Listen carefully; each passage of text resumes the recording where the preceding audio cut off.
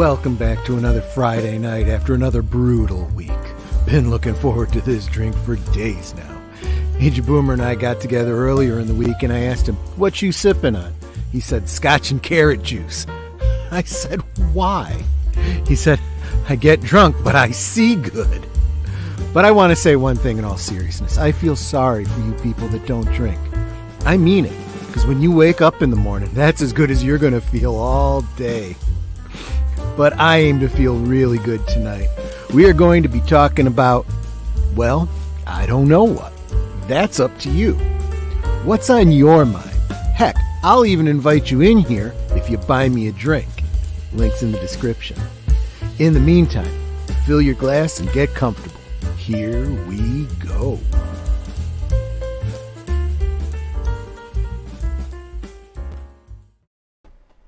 Hey, how's it going? Howdy. Agent Boomer, so what did you think? Did you notice that I had the green room remodeled? What did you think of it?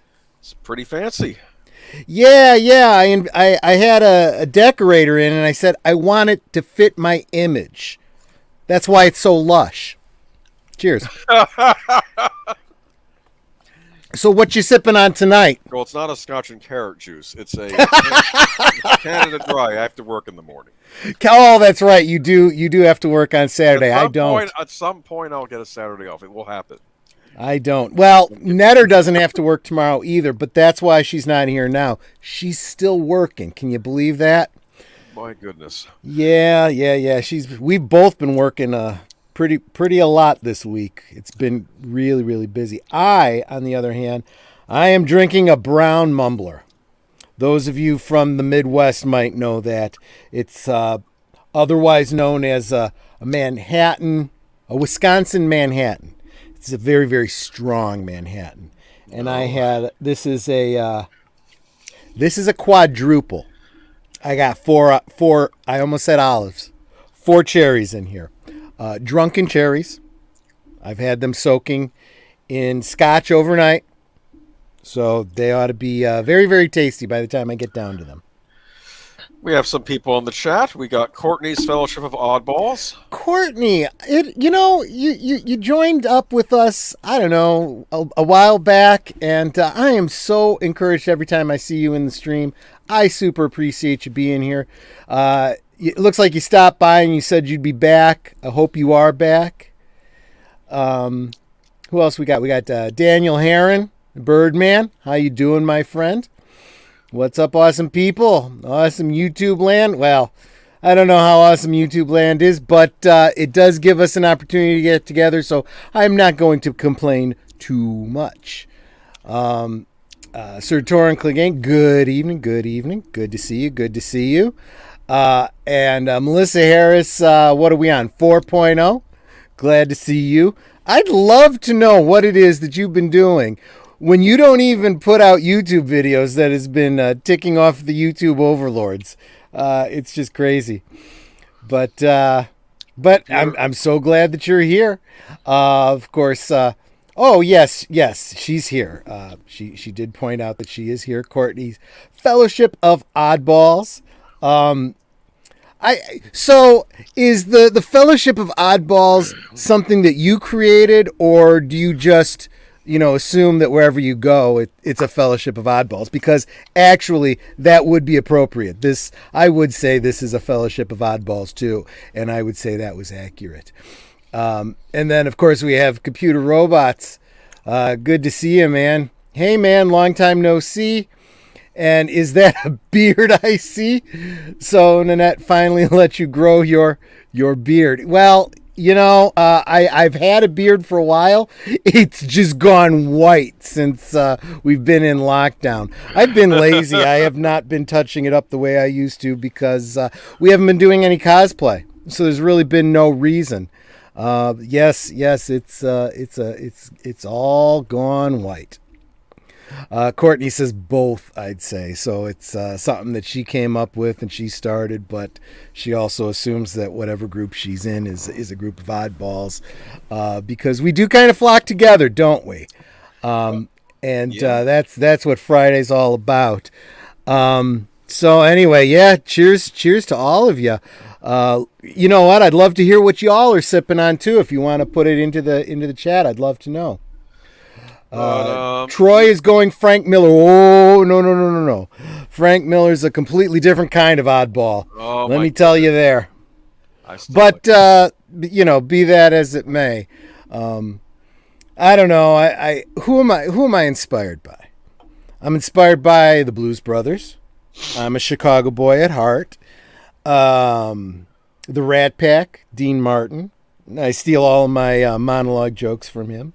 I figure, most of y'all are too young to even, know about the Dean Martin show, although you can find it on YouTube. That's where I get most of my jokes from. Age Boomer, I think you're old enough to, well, you may not have watched the Dean Martin show when it aired. I know of Dean Martin. I also remember the Merv Griffin show. Remember that? Mm. Very, very good. Yeah, I was kind of slow coming to those what I thought were more adult type shows. I didn't get the political humor and all that kind of stuff until I was much, much older. But it's true. I do find when I go back and I was on PJ's channel, the what do you call Orville Nation yesterday. Commented in his live stream, and he sends me the link. So I jump in. We were talking about Norm Macdonald, and I'm listening to all the jokes, and I'm laughing, and I'm realizing that so many of the jokes he's making, these are from like the 80s and whatnot, 80s and 90s. Yeah. And he's talking about O.J. Simpson a lot and so forth, and he had a bunch of Nixon jokes and whatnot, and I'm like, the kids today probably don't even know what the heck he's talking about, Nixon, who's that? Yeah, right. Right, he wasn't a crook, as I understand. Yes, but let's see. I saw Merv Griffin once and then Oliver Reed, Orson Welles, and Charo all on the same panel. Oh, Charo. I love Charo. Yeah, but... Gucci. But, yeah, I don't know, though. But here we are in the year 2021, the future.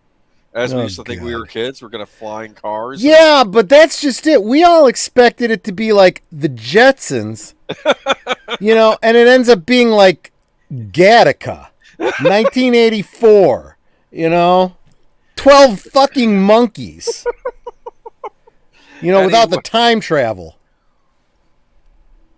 I don't know. It's freaking ridiculous. I was watching a movie the other day. I wanted to ask you about it, Boomer.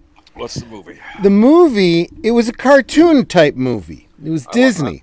Oh, it was called The Lion King. I've heard of it. And now, admittedly, I'd had a few to drink at the time. Which Lion King, if I may ask? It was just called The Lion King. Yes, but there's two. There is the original animated one from the 90s, and then there is the Jon Favreau directed one where they use computer animation to recreate all the animals. No. It was an actual cartoon. Okay, the cartoon. Okay, all right. Well, and I wanted to ask you about this because, again, I might have been a little fuzzy because of, some of this. But why was the lion letting the baboon sacrifice his son? Was he like some sort of devil worshiper or some crap like that?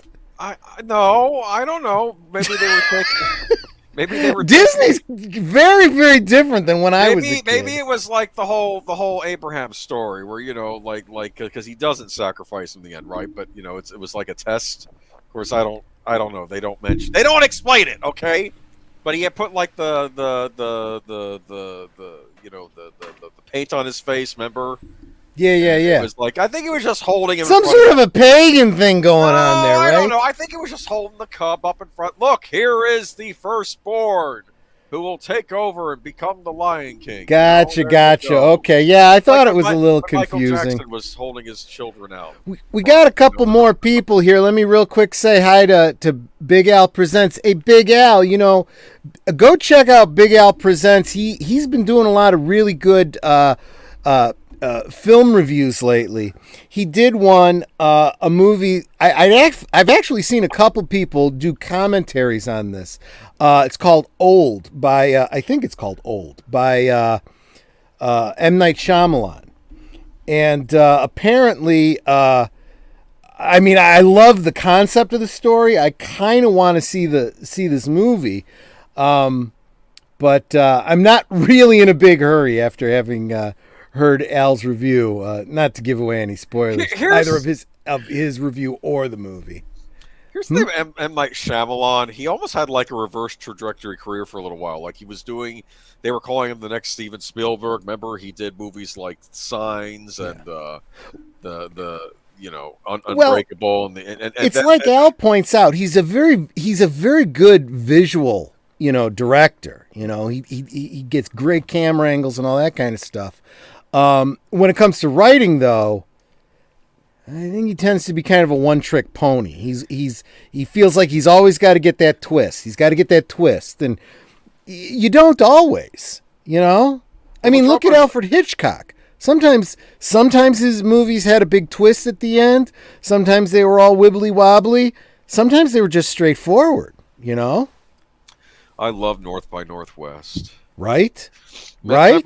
Remember Cary Grant gets kidnapped because they confuse him with somebody else, right? That's the whole premise. Yep. Like they think he's a spy or something, and like they want to raise. I don't know who you're.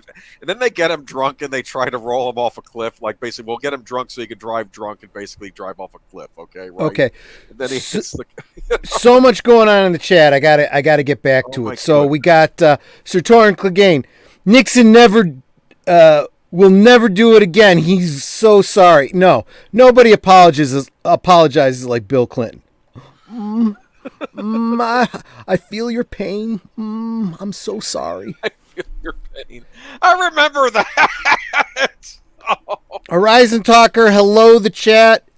Guys, check out Horizon Talker. He's got a wrench and he's going to drop his link in the chat so that you can go and hit the subscribe for the Horizon Talker because he's got some awesome content over there. Let's see, who else? Matanui? I was getting there. You might have got... Oh, did I speak too soon? Matanui, hooray, it's on time. I'm on time. Awesome. Does that mean that you heard my opening monologue for what it was worth? I have to say, you were saying you feel sorry for people that don't drink. I feel sorry for people who can't enjoy horror movies. Because you're. I'll tell you what, they better start getting used to it because I bet you we're going to start seeing a whole lot more. Budgets are getting tight. Oh, yeah. And that's what's making money these days. So you watch for it. That's my prediction. That's what's going to be happening with the entertainment industry. We're going to be seeing a lot more horror films.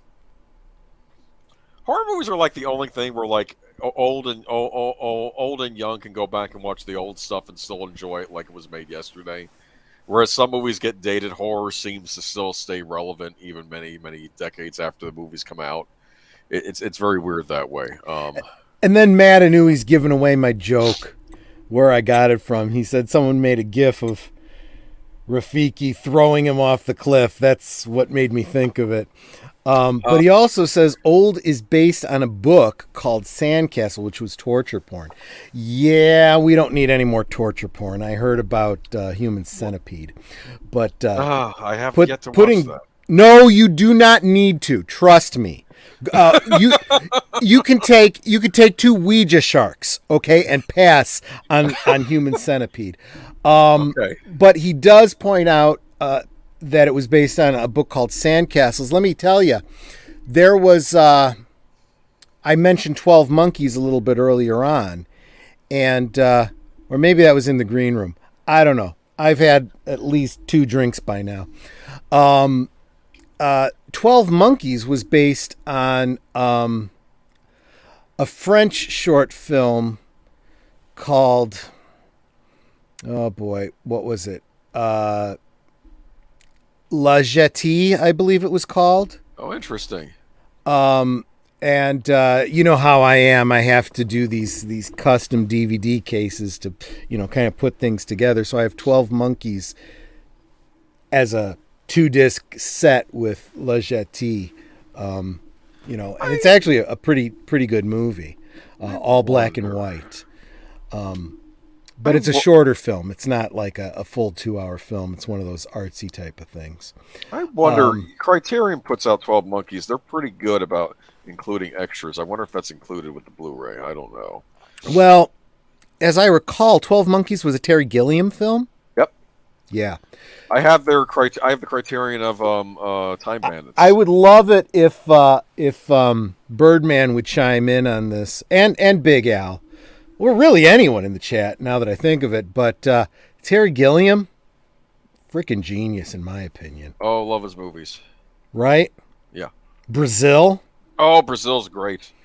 Yeah, and that's another one of those filmmakers. Leave him the fuck alone and let him make the movie he wants, and let him end it the way he wants. Yeah, I think the last one he did was Zero Theorem. I haven't seen that, but I hadn't even heard of that one. it got like a limited release. It had the guy that played Alita's dad in Alita Battle Angel, the German Christoph Holtz. Am I getting his name right?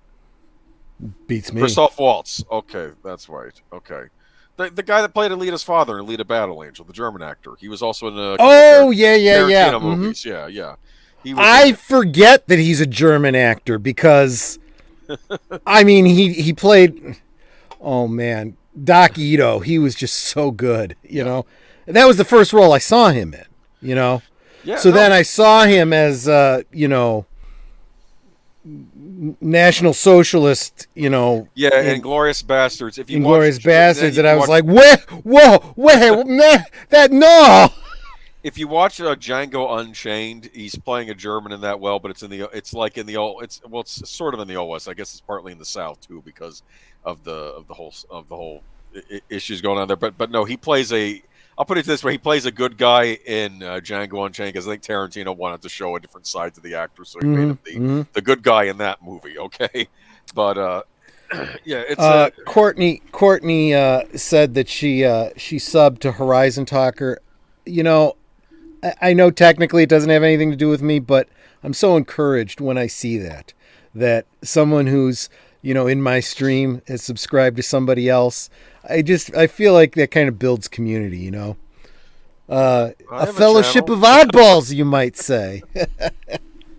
I have a channel too, and Troy and I do a stream every Sunday night, the Geeky Geezers. Where Boomer, would you mind dropping your link? I should do that, shouldn't I? Yeah, I'd appreciate it. And Big Al too. I've mentioned your stream a couple times now. Big Al has a stream tomorrow night, correct? You're doing Grease 2. We are doing Grease 2. Oh gosh, I had until he put out his thumbnail for the video tomorrow.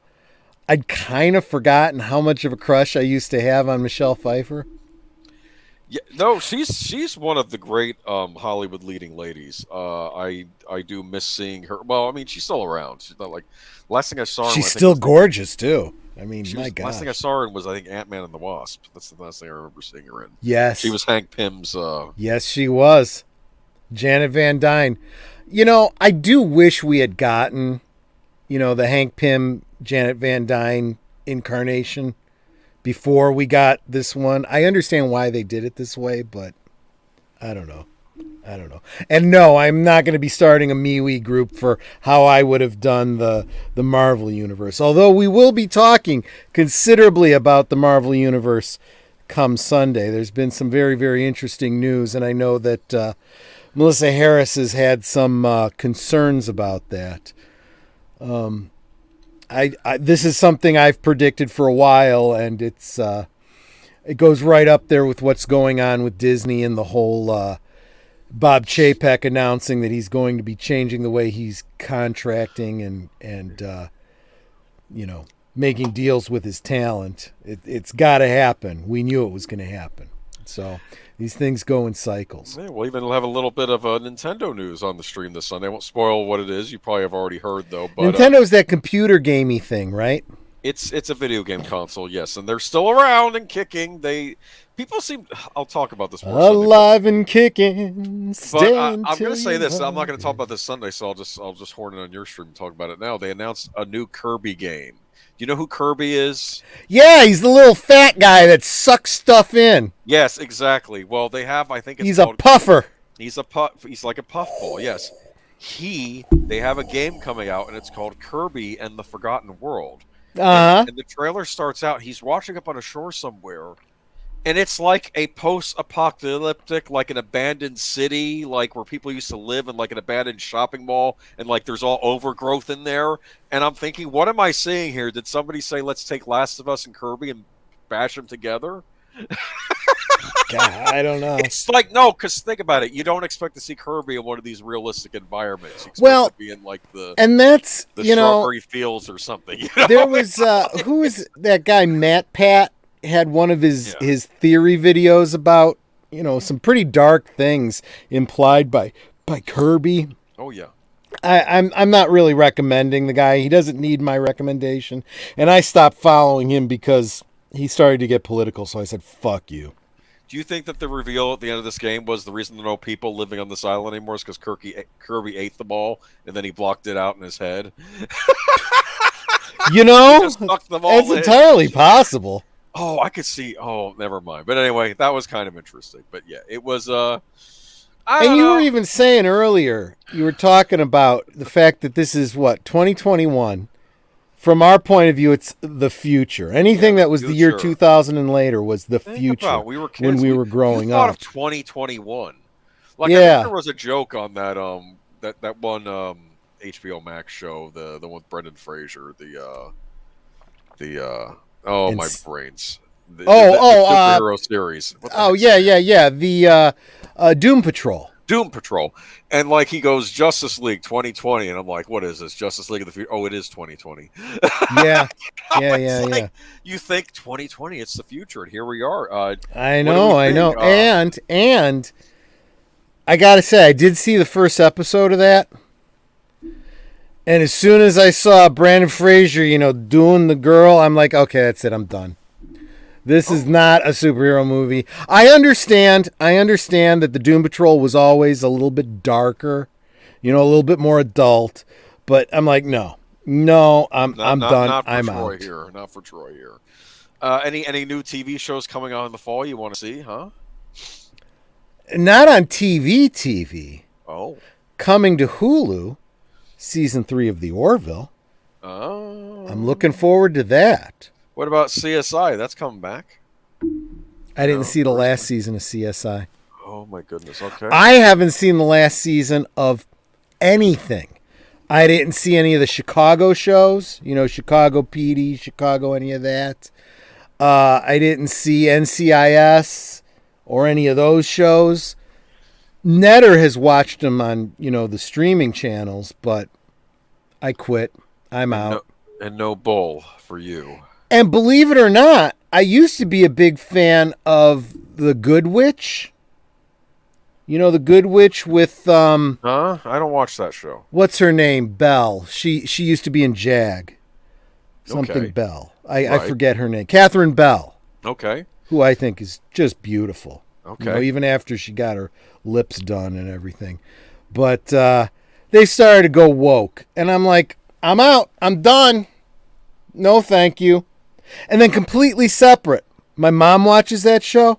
And she's like, yeah, the show's completely gone downhill. I'm like, yeah, because, you know, they got all lesbo, right? She's like, I don't care about that. The story just isn't there. And those two things kind of go together, right? Soon as you start focusing on your messaging and getting your woke points in, you stop giving a crap about the story and the writing. That's why Yeah. people leave. You Is that know? show still on, or did that go off the air? It's still on, I guess. I don't know.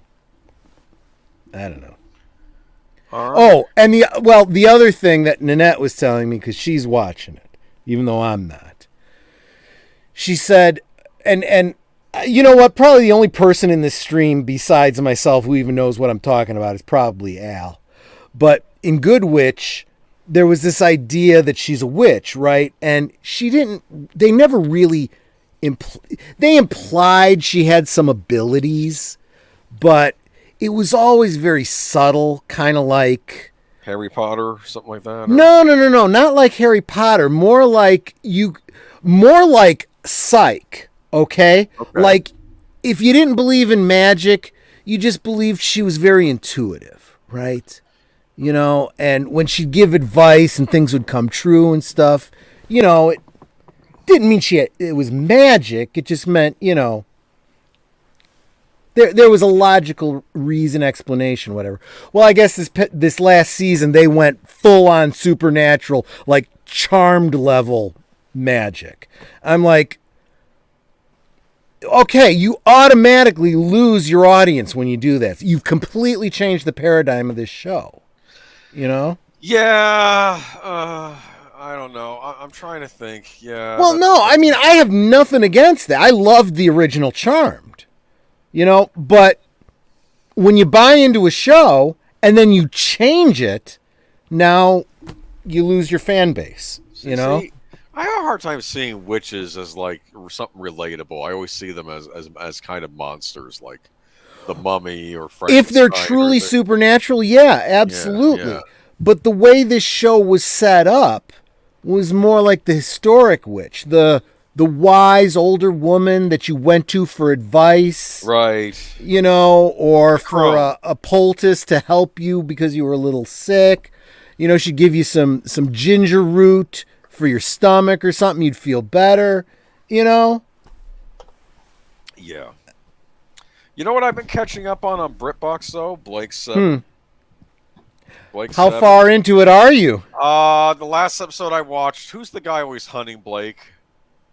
Travis. Yeah, Travis got into trouble because he screwed up onto him and says, "You'll relieve of your command," and it ended that way. And so they went to the cold planet, the winter. So they've already introduced Servalan. Who's Servalan again? The president of the Federation. Her, yeah, or some committee, yeah. The one with the what is it? That really short haircut, that pixie cut that was very popular back then. Yes, Janice Pierce, I believe was her name. Okay. Oh, she was, wow. I just gotta say, I didn't care for that haircut, but everything else about her was. I think she could pull the haircut off. Some women can pull the haircut off. Can pull a pixie cut off. She did. She absolutely did. But yeah. But and I've been watching Cad File. Did you ever used to watch Cad File on PBS back in the day? One I don't know. No. Cad File is a very bizarre show, murder mystery series, but it's about a medieval monk who's solving the crimes. Do you understand? Mm-hmm. And it's all about English history. Like there's a civil war going on between King Stephen and Empress Maud, which I guess was a thing.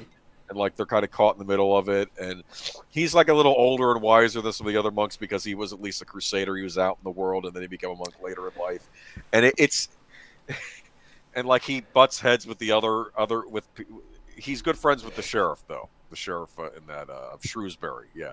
So real quick, I want to get back to the chat. Horizon Talker, who is a writer, and he knows his writing technique, makes a great point. He says there's a thin line between medicine woman and hag, but some people can walk it. And that's even understanding that. You need to understand what you are talking about when you say witch, okay? And when you have a show that's many seasons long and you bring in different writers, you need there to be a vision about what the show is about and what you mean by witch in that context. Well, think about the context of that word though. Like some might think that word means healer, right? But then I think some context might mean poisoner, right? Right. If you're an expert on herbs, you know how to also poison. That might be where the whole thing, he killed the farmer's livestock got hurt, maybe because they were poisoned. Well, and again, it comes down to what we talk about with all of our franchises, right? This idea that you come into somebody else's sandbox and don't take the time to do the research, to do the work you need to do, okay? Whenever I've gone to a company, okay, I get trained in what they do, how they do it. Regardless of what my past experience is, I apply my past experience to what I'm doing, but I need to conform to their business model. Okay? And I feel like these... Yeah. You need to have good at... Oh, go ahead. I feel like these creatives can't manage that. They're like, I'm coming in, I'm taking over. This is all fiction. I can do whatever the hell I want, Well, world building is an important part about a great deal of fiction, not all fiction, but I mean, at least with, Bingo. and I think that we're having a lot of people getting into Hollywood that don't know how to that are not good at world building. Uh, they, I mean, Sir Torin is saying, I remember when they did the new Charmed, and one of the characters was described as a lesbian activist. I replied with, just say she's a lesbian. I can put two and two together. Look, I'm getting kind of tired of this. And actually, many people that I know in the LGB community, and that's as far as I'm willing to letter it, okay? LGB, okay? They say the same thing. They're getting really sick of this so-called representation that they get in shows, right? The lesbians are annoyed by the lesbians that they see on TV, okay? Because first off, when you see a lesbian on television, their entire identity is based around the fact that they like to munch carpet, and that's not how real lesbians live, okay? Because for most people, their sexuality is not something that everybody in the world knows about. yeah, Surprise, that's something they do in private and it's none of anybody's business. I think the best representation that I ever saw of a gay character, or the reveal of a gay character, or the retcon to make a character gay, whatever it was, believe it or not, comes from comics. It was back in like the 80s or 90s, and it was in The Flash. There was a long-time villain of The Flash called the Pied Piper. And he had gone, he kind of did the same kind of thing as some of Batman's villains did. Went from being an actual antagonist villain to like an anti-hero to kind of a sidekick, kind of secondary character in the comic, kind of a friend of the Flash.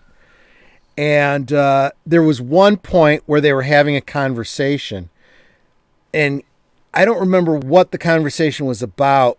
And Pied Piper said, yeah. And it's just like, you never thought anything of me because I was gay. And this wasn't Barry Allen. This was Wally West. And he's like, because you're what now? And that's where the scene ended. And it never frickin' came up again. Because it totally didn't matter. The underlying story is we've been friends all these years. I didn't know you were gay because it doesn't matter, and then they never talk about it again because, you don't usually talk about your sex life with anybody but the person you're having sex with. Right. I thought that was brilliant. That's the way they should be doing their so-called representation. No. They got to not only put in the gay character, but then they got to throw all the frickin' stereotypes on top of it. And that actually is not the kind of representation that most people in that community want. It's like, no, wait a minute. I've been trying to get away from these stereotypes all my life. And you're just doubling down on it. And I think it's the worst from what I've heard from lesbians that I know.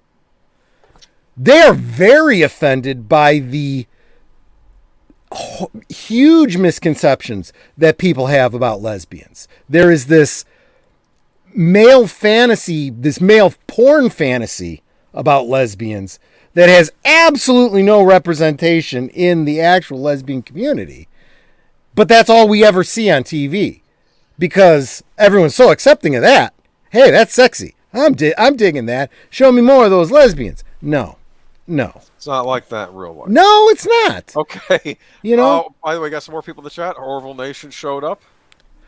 Oh, hey, there. Oh, yeah. Let me back up because there was a bunch of chat here. So, Orville Nation. Hey, yeah, I was just talking about you a little while ago, talking about having been on your stream the other day.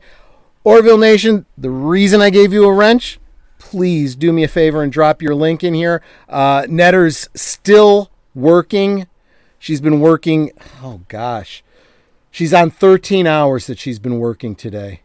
But she's not here to drop links for me. So Orville Nation, I'd appreciate it if you drop your link so that people can follow you. We are going into our 3rd season of the Orville, and there's no better channel to be following right now than Orville Nation. Horizon Talker, these days I call them the algebra. He means the LGBT, right, etc. community, because they put random letters into everything. I have to say, I was looking at that recently, and one of them was an I, and I'm like, what does the I stand for? And it's like they just added that, and it's like, anyway. But well, that's the point, right? It's gotten so ridiculous. That's why so many people call it the alphabet community, and there is not the unity you would think, right?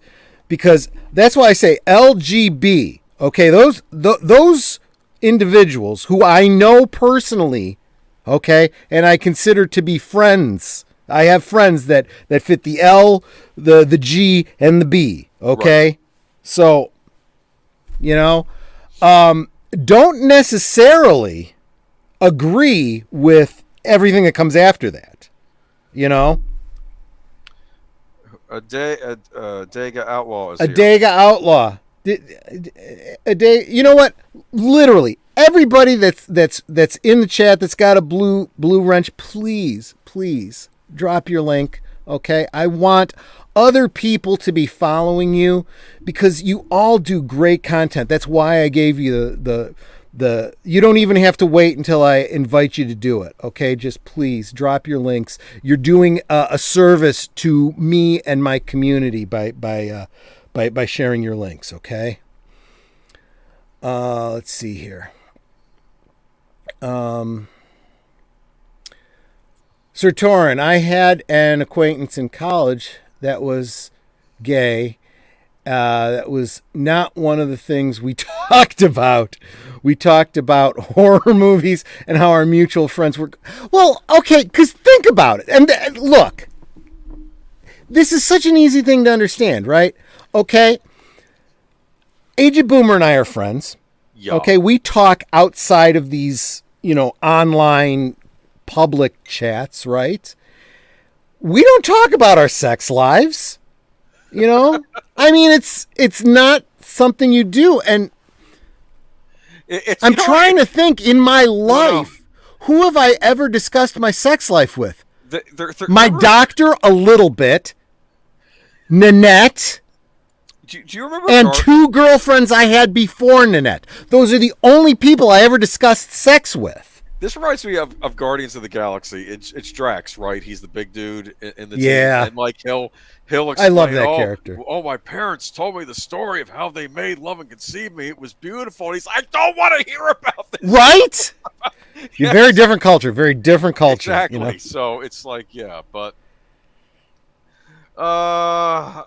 Orville Nation's channel, man. Anyway, but I like horror movies. Are you and Nanette planning anything special on Nanette's channel for October? Does she have anything picked out? What you thinking of? I don't know about October. I am planning. Well, actually, I don't know what I'm going to do with my live streams in October. I might do some rewatches.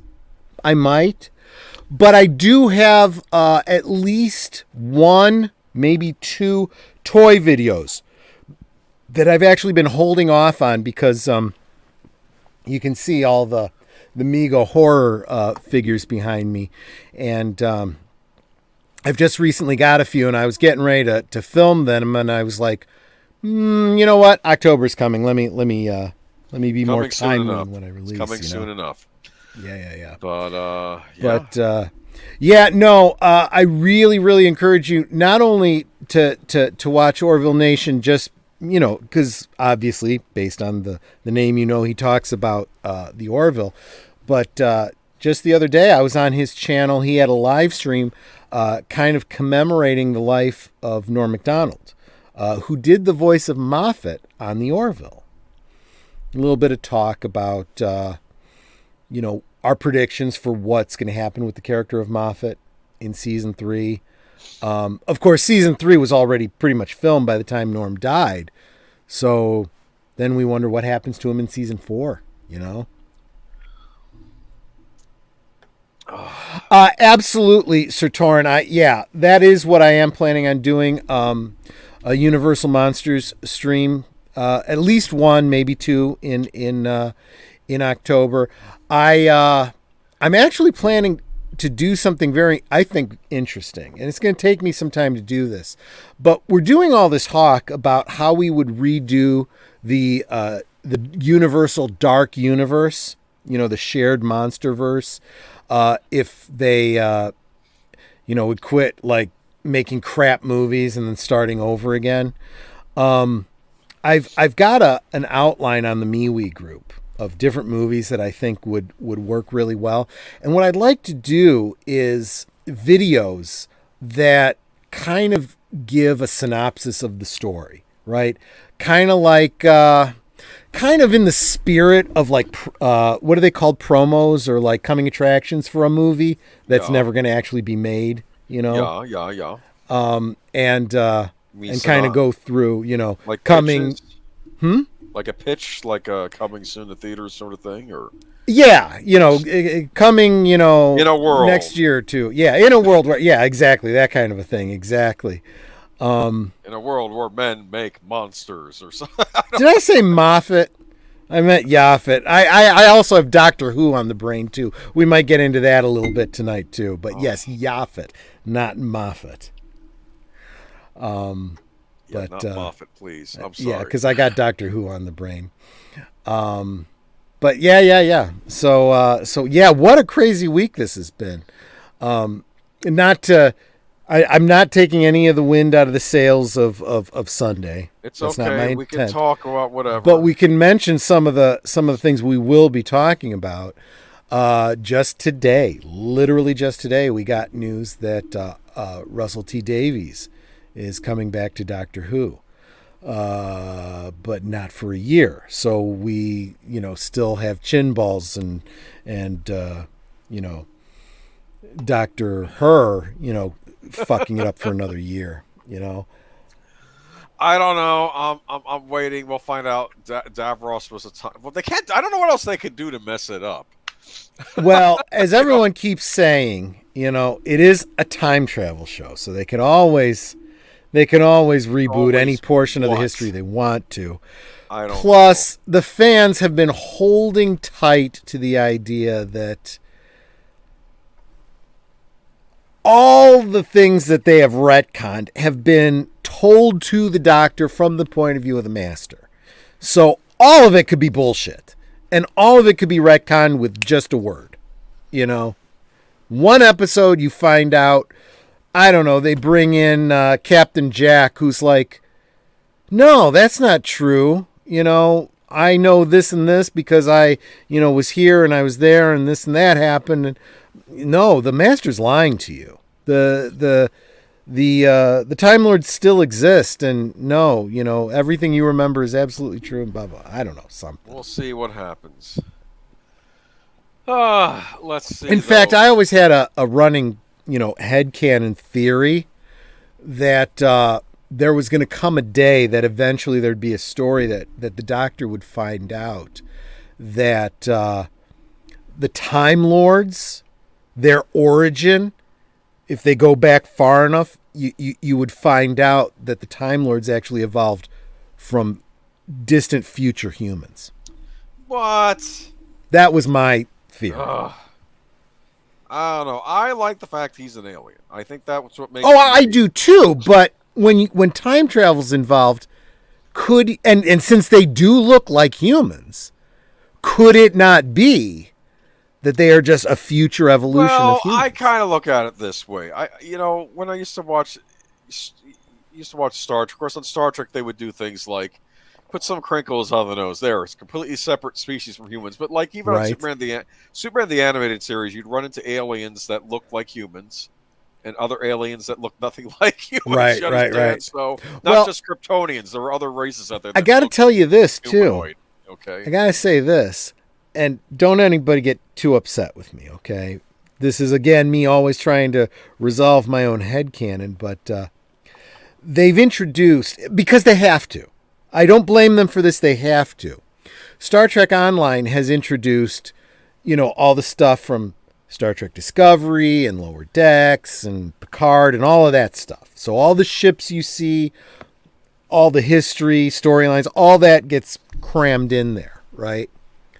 So those of you that have been playing Klingons, you're playing either the movie gen or the original series, and you can actually change your character, to add or remove, bumps, right? But they have introduced Discovery Klingons that are a whole different breed that have, so much more bumpiness, right? But what's interesting is those Klingons don't look so bad. You have all the hair options, you have all the head and nose options and all that kind of stuff. And they basically look like Klingons, just a little bit more elaborate. And I look at that and I go, once again, Star Trek Online is doing what the shows really should have done from the beginning. Okay? When they went from the smooth-headed Klingons to the bumpy-headed Klingons, okay, you just, okay, well, we're going to believe it always was this way and it's just a better budget. Because the ships look different too, because of more detail and better budget, right? But then they had to go through all the, we don't discuss it with outsiders from Deep Space Nine, and then a full-on explanation in Enterprise. Okay, fine. You've explained it away in canon. Good. And then they F it up again with the Discovery Klingons, right? But I look at them in Star Trek Online, and I see them with hair even in the second season of Discovery, and I go, not a problem. Okay? I can get behind this. Okay? They always look like this. The Klingons with bumps always had bumps on their neck and smaller ears. Okay, fine. Okay? That's a retroactive makeup change. Okay? And you could have bald Klingons or you could have hairy Klingons or whatever, right? And I still have mixed feelings about now seeing Klingon boobs. I just, on the one hand, we don't need nudity in Star Trek. On the other hand, Klingon boobs. I'm not saying it's the first pair of Klingon boobs I've ever seen. I'm just saying it's the first pair of Klingon boobs that have ever been on screen. Yeah. Just saying.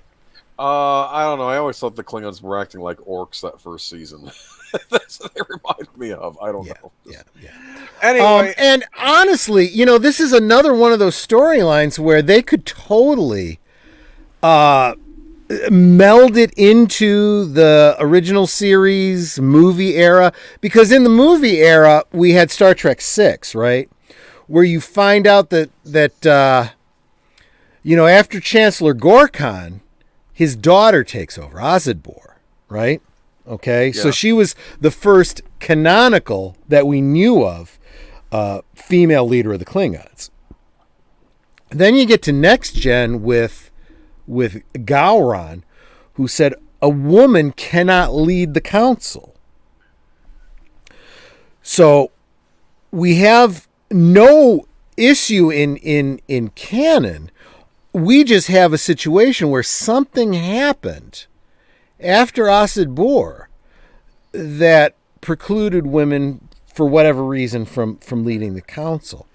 And since right now we have Mary Chieffo's character, I forget her, the Chancellor from Discovery.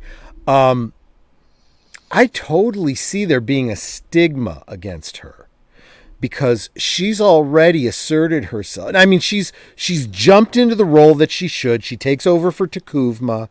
She is uniting the Klingons in the spirit of Kalash. And she has everyone referring to her as Mother, which has a very cultish kind of feel to it. I could totally see some, issues coming up about that. This idea of following a single leader over, a doctrine and the way of the Klingons and whatnot, and that leading to some sort of a stigma against a mother female leader. That would be great storytelling if some brilliant writer decides to get into it. I'm not sure that we're in that era right now. I don't believe there is that talent that they're drawing off of right now over at Paramount CBS. But back in the next gen Deep Space Nine time period, I could totally see those kinds of stories being told. Horizon Talker says, listen, Jerry Ryan got pretty close to bringing us nudity in Star Trek every week back in the day. Not close enough. I know. I got to tell you, okay, I'm going to go off on a tangent, and it's because I've finished my quadruple Manhattan here. So, Jerry Ryan was married to, what was her husband's name? Wasn't he a politician, I believe? He was a Republican politician. Ryan. His last name was Ryan. Okay. James Ryan, John Ryan, Jack Ryan, I don't know. And big scandal in their divorce. And their divorce was sealed, right? But, you know, because of the way politics is, politics ruins everything. Somebody got the information and leaked it. And the big scandal from their divorce was that he and his wife, he took her to this sex club, and he wanted to have sex with his wife in front of a bunch of people. And Jerry Ryan said, "No, I ain't doing that." Come on. Of all the scandals that we've had in politics, this guy loses the election and is drummed out of politics because he fucking wanted to have sex with his wife. I don't know. I think that's better than cheating on your wife with an intern in the White House. Just saying. Well, you know, it was... And his wife was fucking Jerry Ryan. I'd want everybody to see me having sex with her, right? Come on. Come on. I don't... Okay, you don't actually have to answer that, but come on. I'm just saying. Orville Nation says, we don't need nudity, laugh out loud. Okay, yes. But Jerry Ryan, wow. Those cherries are full of booze. Okay. They're each like a shot of whiskey, let me tell you. Woo! All right. Olives ain't like that when you drink a martini. All right, so I'll probably ask you again on this Sunday. Do you have hope for Doctor Who now? I'm going to hope for the best, but prepare for the worst. Well, you know, I have to believe. Chibnall, right? Pardon me? Nothing can be worse than Chibnall, right? I mean, if you're bringing back the guy that brought it back, do you think that might have an effect? So on the one hand, okay, so let's look at the whole black pill side of it, okay? The black pill side of it tells us that they're bringing back Russell T Davies just because of his name. And they're hoping that'll bring the fans back. But nothing's seriously going to change, okay? And what they will point to is some articles and interviews where Russell Davies is talking, you know, all kinds of positive things about Chin Balls and how Chin Balls is like an idol of his and he did such a great job and I'm just going to, you know, continue in his footsteps. That felt disingenuous to me, but anyway, go ahead. Yeah, whereas a lot of people are going, yeah, you know, and pull this leg and it plays Jingle Bells too. You got to say these things, right? This is the same reason why nobody in Hollywood is saying Kathleen Kennedy's a fucking cunt and I would never work with her. No, you don't say that. That's unprofessional and stupid and professional suicide. Okay, you speak positively about somebody, and I mean, look at what Favreau has done. He's got nothing but nice things to say about Kathleen Kennedy. And all the time he's completely undercutting her and ignoring her and not taking any advice from her and doing his own thing. Do you know what's interesting? I've been thinking about Lucasfilm, and if you think about it, are all the different departments doing their own thing? You have the movies, you have the television series, you have the writing portion, which is High Republic, and then I guess you have the games division, which isn't very large. It's just basically supervisory. I almost wonder if they're all pulling in different directions. What do you think? I don't know. Sorry, I was distracted because I just reread Orville Nation's comment. I didn't realize there was a question mark at the end. He said, "We don't need nudity?" Question mark? Well, yeah. That's a very different thing. Whatever. I thought it was a statement. We don't need nudity. I would like nudity. No, we don't need nudity. But then when I see it's a question mark, he's thinking the same way I am.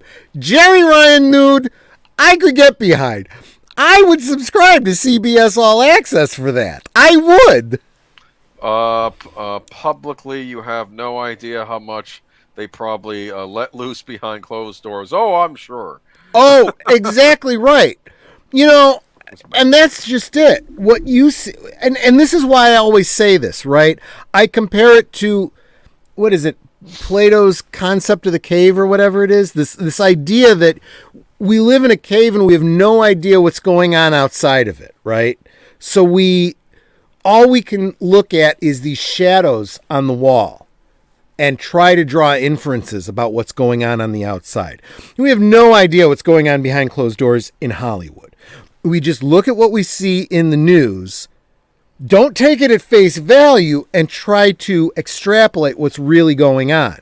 That's why people like Stephanie Janishek and Overlord DVD, Midnight's Edge, Kamran Pasha are so invaluable, because they're in the same cave we are, but they're real close to the front of that cave.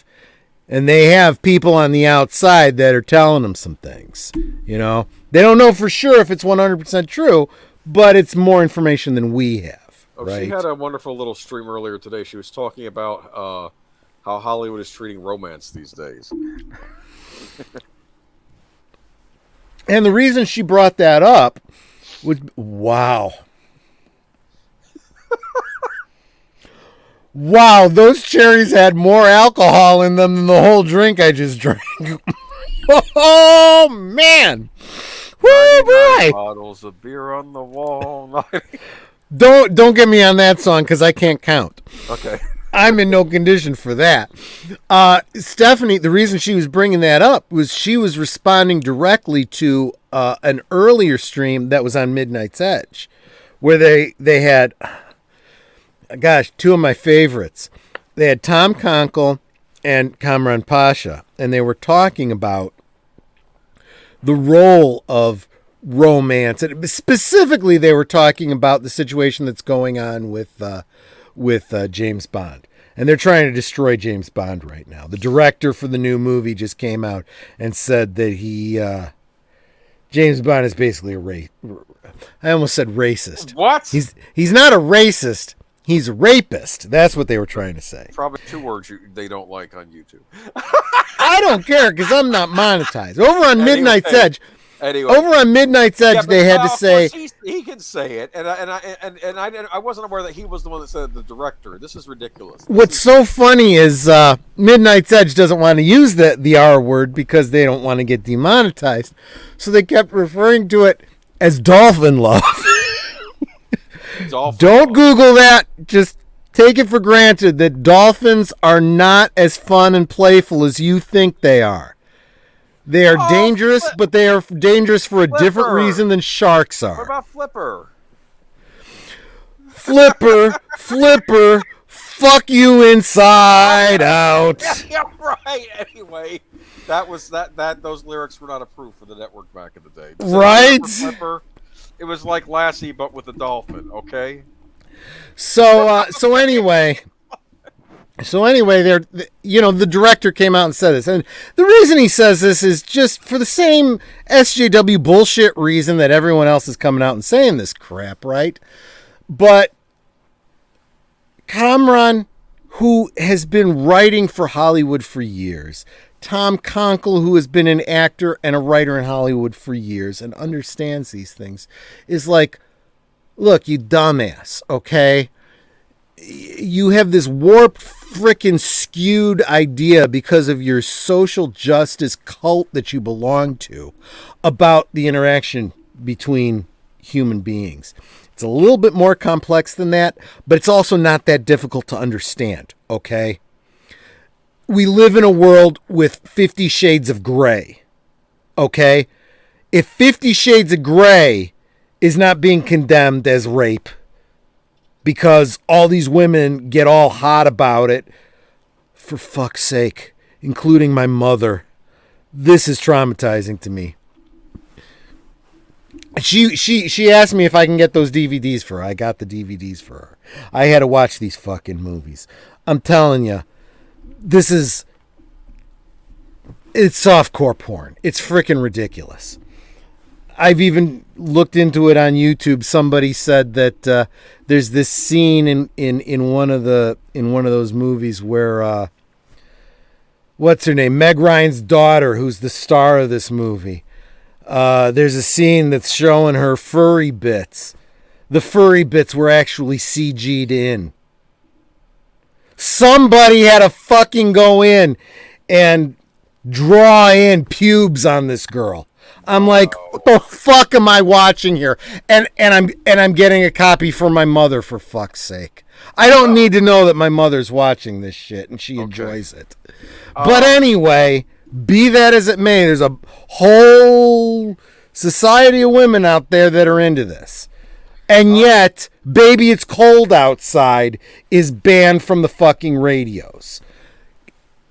And this is what they were basically saying. And then Stephanie jumped in because they were asking. They're like, look, we've sent the link out to the Toxic Femme. We don't want to just be a sausage fest here talking about this. We need a woman's perspective. Stephanie Janicek jumps in and says, yeah, it's all stupid fucking bullshit. It's a bunch of women who can't get laid and are jealous, and so they don't want anybody else to get any. Okay. Melanie Griffith, not Meg Ryan, Sister Torn Gray. Meg Ryan's daughter is much too young. Oh, you're whatever. You're talking about 50 Shades. Yeah. I forget. It's Don Johnson's daughter. Yes. And whoever Don Johnson is not married to, but shacking up with. Dakota Johnson. Okay, is her Dakota. Name. Yeah, there's a great name. I'm sorry, I was busy trying to read up on the article about this Bond direct. I have to tell you something. This is actually not the way you want to sell me on No Time to Die. I remember when I was a nice young adult when Pierce Brosnan was coming on the scene, okay? And we had GoldenEye and Tomorrow Never Dies and all those movies coming out. I know you didn't watch them, whatever. But the point is that they were trying to say, hey, he is carrying on a great tradition that started with Sean Connery. And then you, as the young, you may like the new ones, but you'll go back and well, I want to watch the old ones now. And so you go and you buy the old Bond movies and you realize it's all a part of the thing. Now they want to crap all over the old Bond movies and say, watch our new movie. This makes no sense to me from a marketing perspective. Here's the problem. By the way, this is a new continuity, the Daniel Craig verse. Yes, you're absolutely right. It kind of blurs the line, right? Because it brings in the same Q and it brings in Judi Dench. It only brought in the same M, Judi Dench. Everything else was new. And they even said we're basically... Didn't they have the same Q for the first movie? No, Q wasn't in it.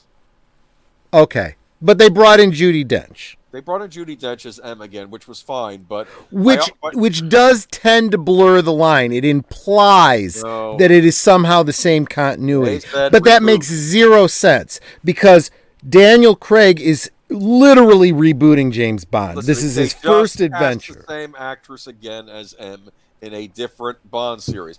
And I had no problem with them necessarily rebooting it, because we get to do Casino Royale. Maybe they could try to follow the novels more than the old movies. Sometimes they would just take the title and not even bother adapting. But Cameron brought up the point that the problem with it is that the context is king, right?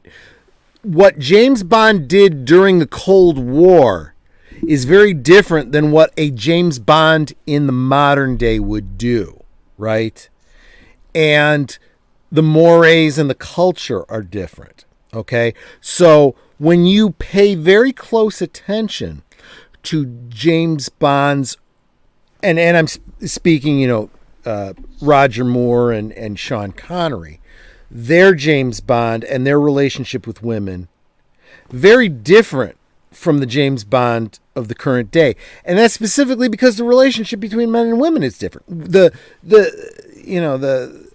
sexual roles are different, okay? I mean, there's so much that you could talk about, from birth control to women's rights, women's lib, all this kind of stuff. Very, very different culture, okay? And these original stories were written for a Cold War storyline from World War II to like the 50s. You know? So there is, you know, a misstep. So there's only one way to fix this, right? They got to reboot it again. And the smart way to do... No, they don't got to reboot it. They just set it in the old timeline, okay? After Brosnan, okay? Just forget about all this nonsense. Just kind of like a Terminator / Halloween type of thing. You forget certain movies, but keep other ones. This is a new continuity anyway, so it's not even connected to what we left off with Brosnan. I'm done. I get you. I'm finished. I don't want this crap. He's picking on Thunderball, which is, in my opinion, the best of the Connery Bond movies, and I don't want to hear this nonsense. Well, and the problem is, you know, they totally take away the agency of what was the character? Was it Pussy Galore? No, some of the nurse character in Thunderball. No, well, Pussy. That's another thing people complain about is the Pussy Galore. Oh, he trips her over, and I'm thinking, yeah, you know, he could have shot her because she was working for Goldfinger. No. You know? First off, people are completely... There's this ridiculous concept where people don't even know what the fuck the difference is between the hero, the villain, and an anti-hero, okay? Yeah. It's the same people that don't understand the role of Venom, okay?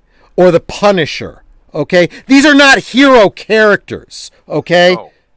And Pussy Galore is the bad guy, okay? Yes. Or at least she starts out that way. Yes, okay? She's working for the villain of the movie. Remember, this is a guy who's got a freaking license to kill. Yes. To kill. He is an assassin. That's okay. But sexual assault on the bad guy is not okay. It's okay to shoot her between the eyes, but don't fuck her. Well, that's even if we're agreeing with that's what that scene is. But yes, you know, and No, you're right. I'm getting to that point. No, I know what you're saying. Yes, I'm fed up with this. They're embarrassed of the character, then stop making Bond movies. Okay. Exactly. If you feel like James Bond does not belong in this modern era, then just own the rights to it and don't make any more movies. You own it and you kill it. This thing is already in the hole. Okay? Yep. This is a way more expensive way of destroying it. It's exciting me to go watch this Bond movie because they keep apologizing about the character, and I'm like, who are you trying to sell this to? You trying to sell it to the longtime Bond Horizon Talker, have a great night. Thanks for hanging out. You can always catch us on the rewatch later. And just as you're leaving, Mr. Matchstick's coming in. Hey, how's it going, man? But no, I mean you're no, you're absolutely right. It's freaking ridiculous, but it's this cultural Marxism. You know, we see it in our politics. We see it in our movies. I used to agree with the Michael Caine line from the Batman movies. You know, some people just want to watch the world burn. That is not the case. These people literally are trying to destroy an old way of life to bring about the new Marxist utopia. Yeah, but here's the thing. They've never been able to articulate this. Do they even have a plan for after everything go? Yes. Okay. Yes, they do. You will think the way we say you should think. You will no longer be toxic men, and you will be accepting of the things that we say are accepting. And you will go and get the poke, and you will give up your religion, and you will believe the science that we tell you is true, because thought police. That is really what they are trying to do. And the idea of aspiring to heroic morals and values completely undermines that. Ignore your principles. Trust in Big Brother. Big Brother will tell you what to believe, and it will always have been true. Forget what you believe about history. We are rewriting history. I'm telling you, watching Blake 7, it's starting out like it's not. That's like today in certain parts of the world. It's like Yes. you can't go outside and no meeting, and you're complaining about the oppressive government. It's like Mr. Matchstick's here. He's playing Shantae, half genie hero. It's a video game. It's about a. Sorry, when it comes to gaming, Do you know how she she has magic and she changes forms? You know how she does it? She belly dances. Ooh. I have the original Shantae cartridge for the Game Boy Color that came out back in the day. I don't know. You get a good belly dancer, she can get me to believe anything's happening. Anyways, but it's a fun little game. I can imagine. But yeah, I don't know. It's just leave Bond alone. But then we start talking about things about rights, right?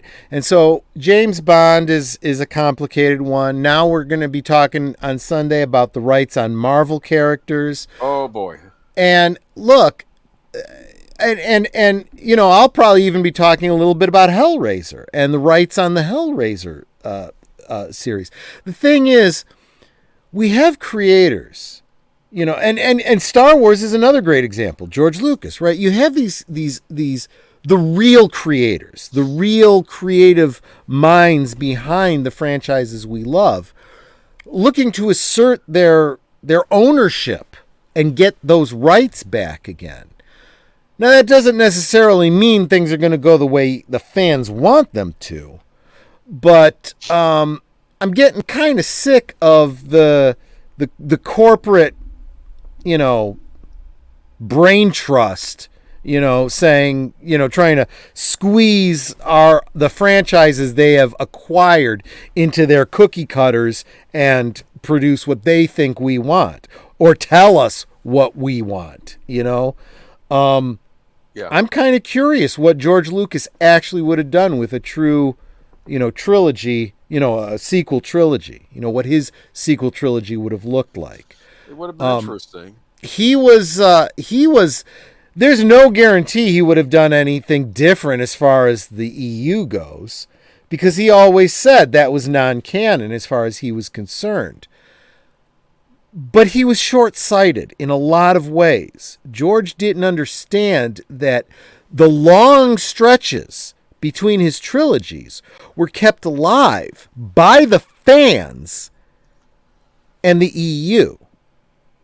And whoever it was that he had in charge of the EU and approving what did and didn't get made did a pretty good job of it, making sure that there was some kind of agreement of the overall story.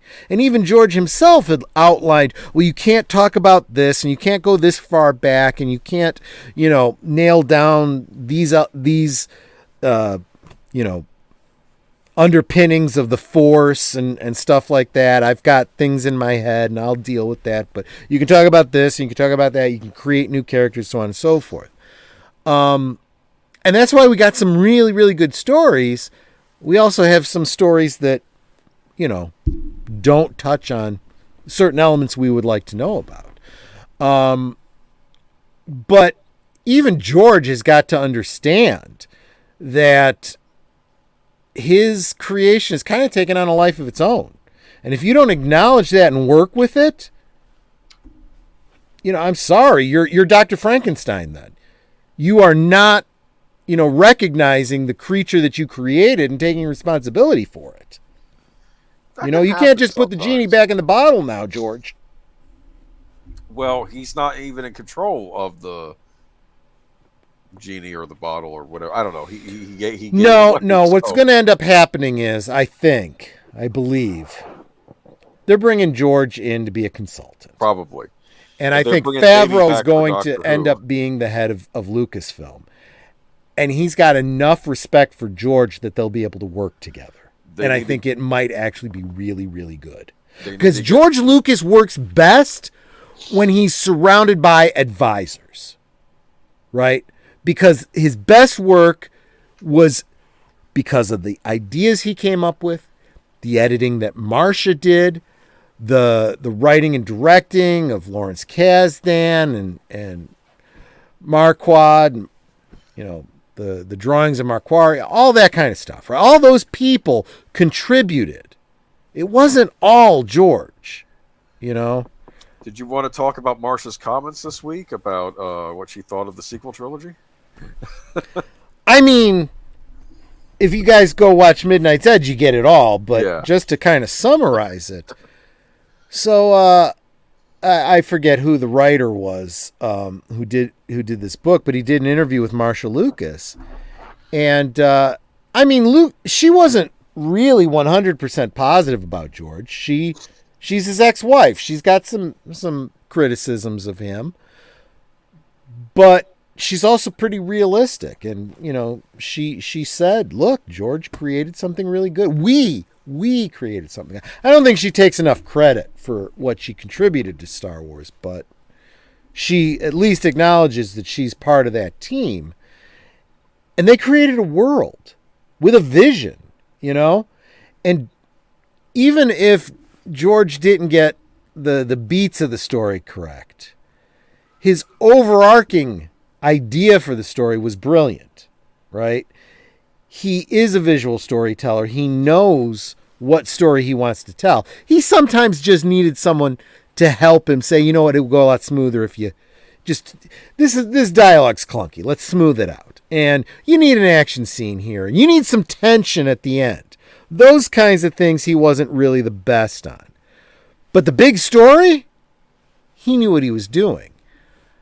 Unfortunately, he handed over the reins to people who don't know how to tell stories, who didn't understand what he was doing. Yeah. And just shat all over it. Part of the problem was I think Abrams was able to hide a lot of his failings because he was always the producer on a lot of successful TV shows like Lost, like Fringe. Yeah.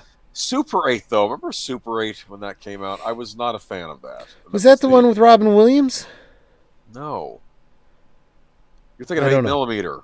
No, not 8mm. The one where he's the photo works. Oh, that's 1 hour photo or something like 1 that. hour photo. No, Yeah. okay. No, never mind.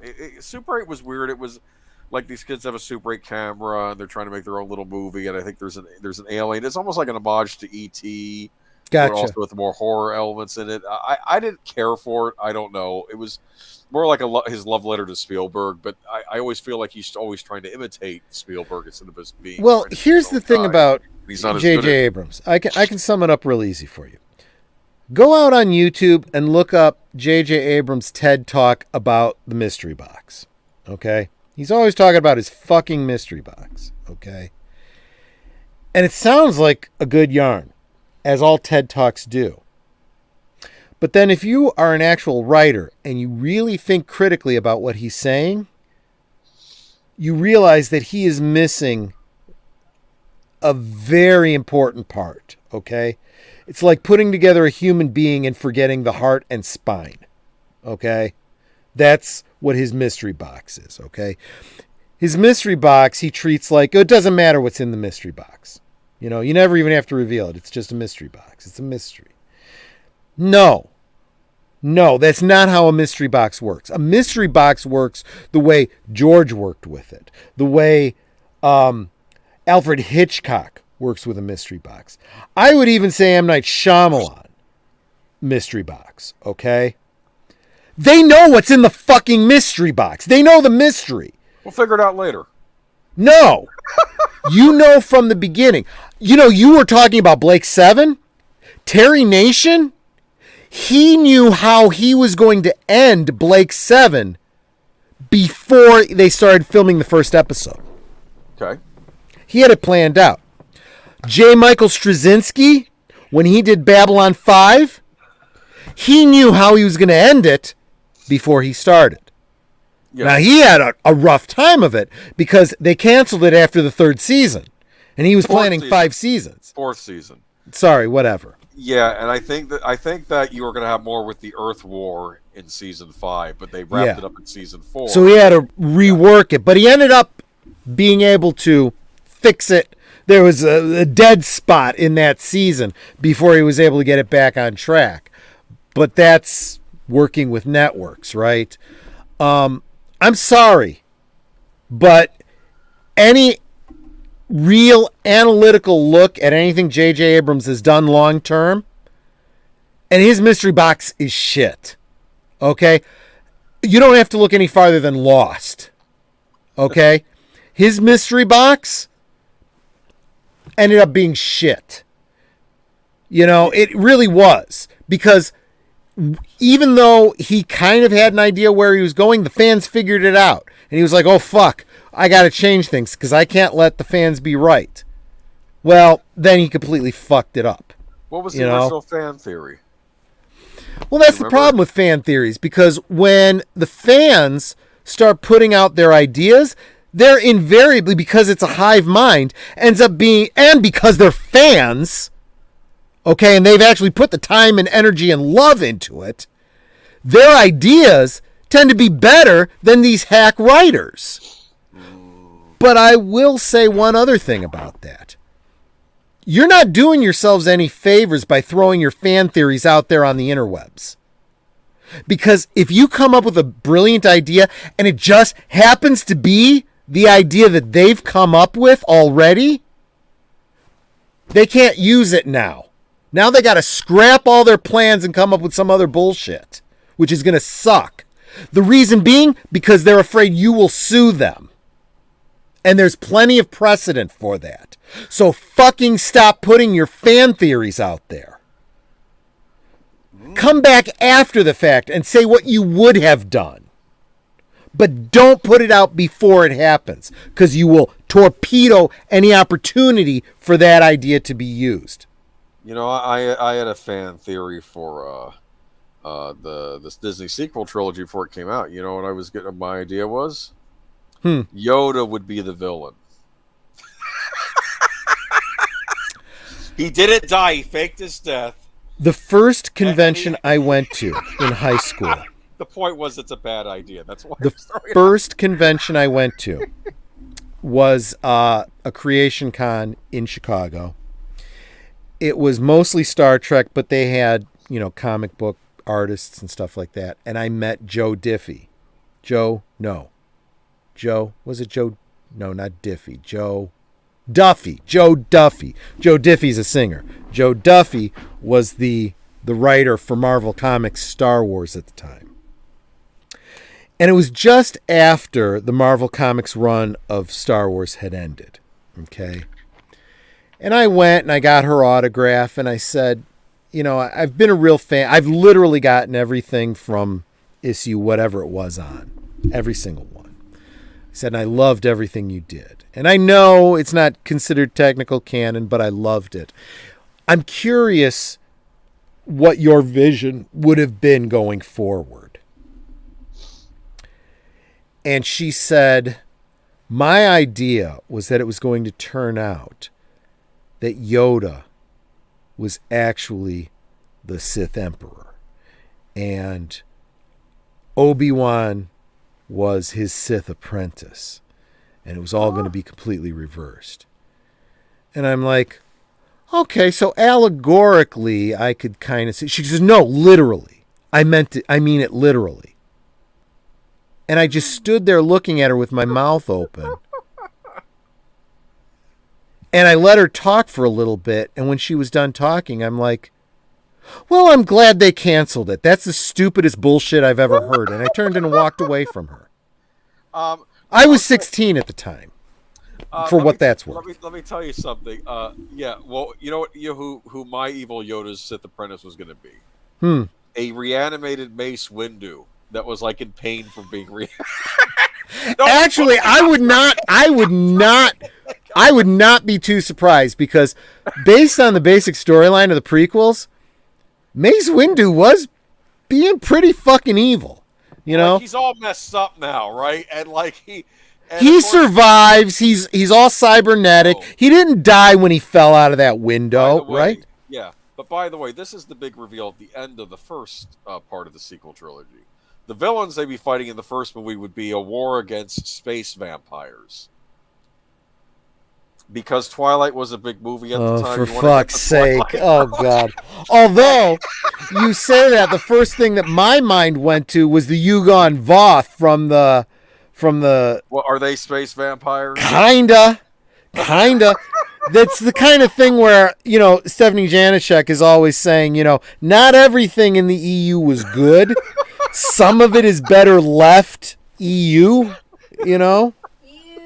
Ew. Are you done working for the night? Yes, I actually stopped at 9:45, but I'm done. Oh, good. I'm glad. To You be don't have to fair- work tomorrow. No. Okay, good.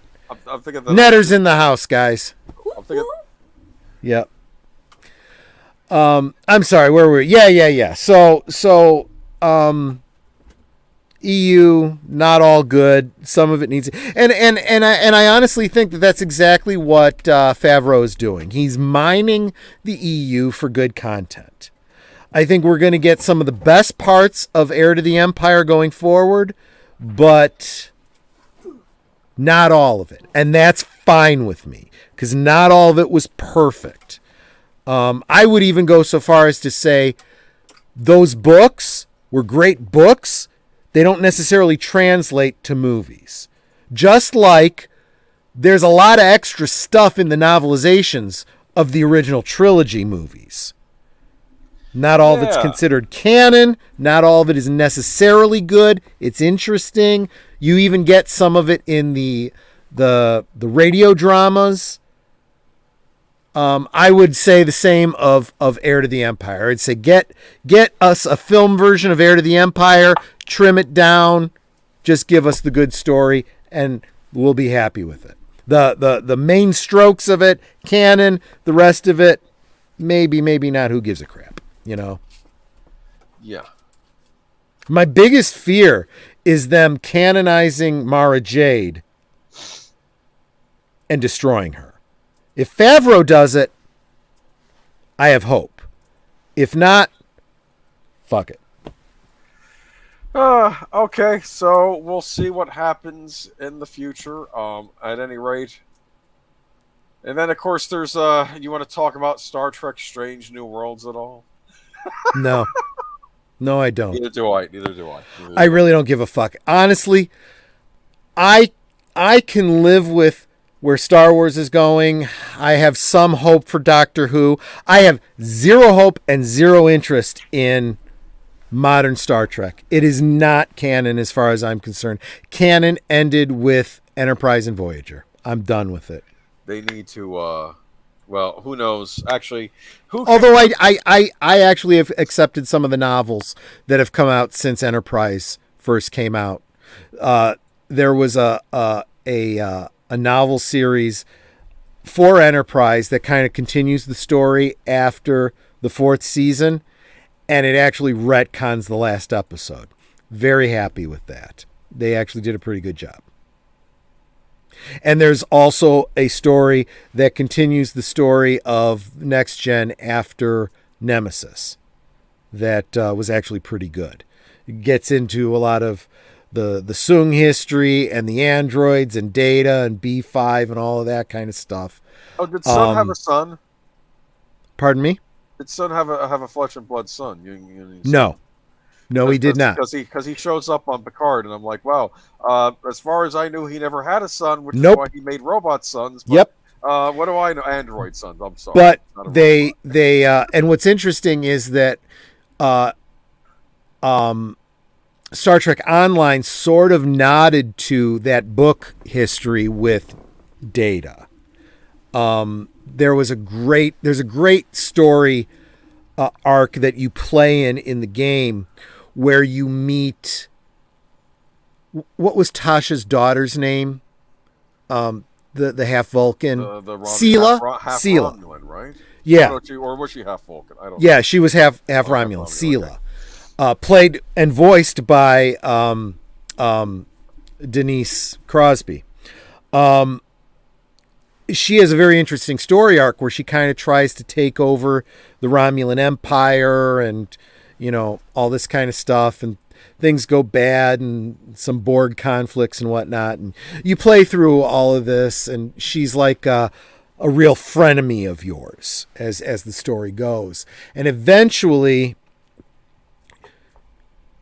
you end up having to go on a mission with her that has to do with some time travel issues, and it's very wibbly wobbly, timey wimey, and you are trying to prevent something in the distant past with the Iconians and whatnot, and she's trying to wipe out the Iconians because she blames them for the destruction of Romulus and all this kind of stuff.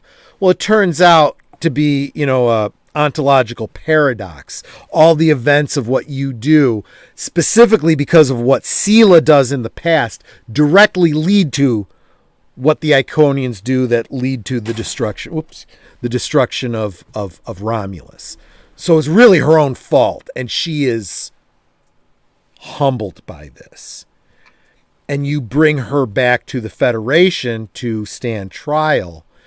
And while she's in prison awaiting her trial, she is visited in prison by, they don't show specifically, but it's Data. And she says, I'm glad I got a chance to meet you. I'd really like to know about my mother. And he puts down the little hologram and starts it. Isn't that neat? That, and I'm sitting here going, this stupid role-playing game has better writing in it than anything we've gotten from Picard. Well, Picard's a whole nother can of worms. I mean, it's interesting how that and Discovery are bad in different ways. I mean, the other thing that Star Trek Online did was it drew on the idea of creating new Soong-type androids, right? And they extrapolate the story out from Measure of a Man, right? Yep. They're sentient beings. That was established in that court case by Data, and it was reinforced by the horrible events with Lal. So, of course, because people might want to play as Soong-type androids, they might want to have Soong-type androids as on their bridge crew and so forth, they had to introduce it. But they're introduced as their own separate race, treated the way you would expect the Federation to treat new life and new civilizations, right? You say that you're seeking new life and new civilizations? Well, there it sits, he said.